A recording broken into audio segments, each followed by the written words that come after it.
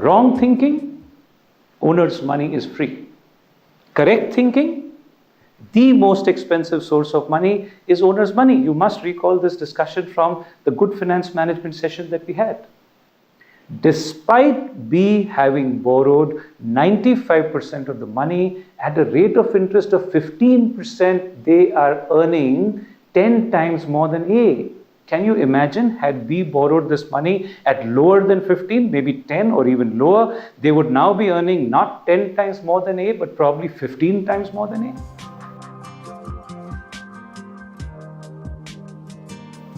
Interest is tax deductible. Dividend is not tax deductible. What does it mean?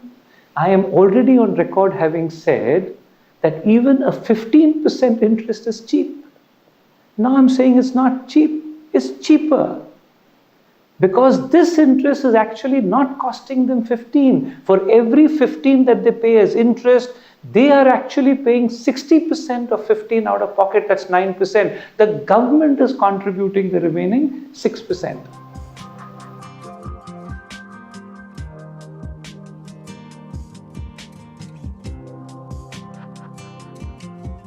Every morning, Mr. Neil goes hoarse, giving a pep talk to his salespeople. Go out and find customers. Bring business. If you don't do it, we will all suffer.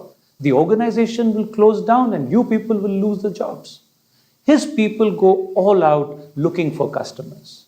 Here is a customer who walks up to the salesperson. I am interested in buying a table from you, but I have budgetary constraints. I cannot go beyond 150.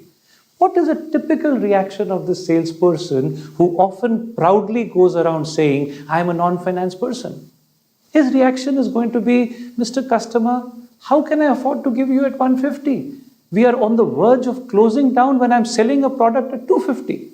You understand, if I sell you at 150, I will only be hastening the demise of this organization. Do you see the crime committed by the salesperson against the organization?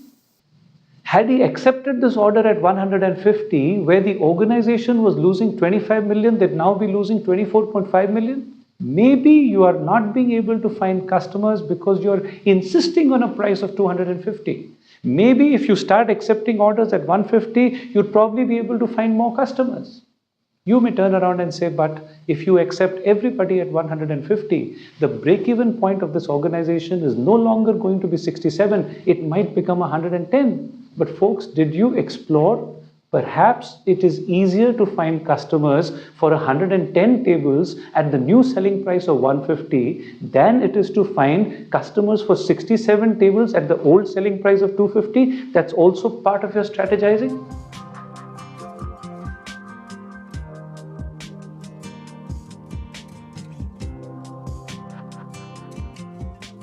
Now, folks, see what has happened. A conflict situation has been created. A conflict between where the individual gains and where the organization gains. The individual seems to be gaining more where the organization gains less, and the individual gains less where the organization benefits more. What do you think will happen in such cases? Automatically you will find the entire organization will probably be working in the way the first salesperson is. It is so important that you create win-win situations. The organization and individuals' gain should lie in the same thing.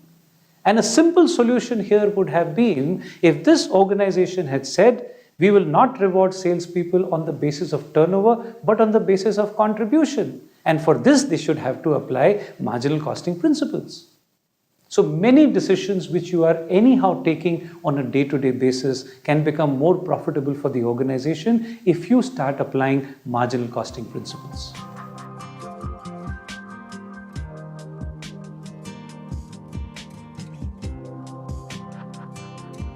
Now, how would Neil have known that if my sales increases by 100%, my profit will increase by 300%? He would have known it had he worked out the leverage multiple applicable to his organization.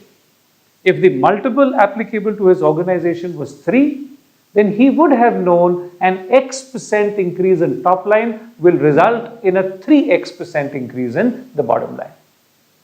One of the objectives of today's session is to teach you how to calculate the leverage multiple. The second objective of this session is You can use leverages to analyze the risk profile of any organization. There will be numerous occasions where you will feel the need to understand who are you dealing with.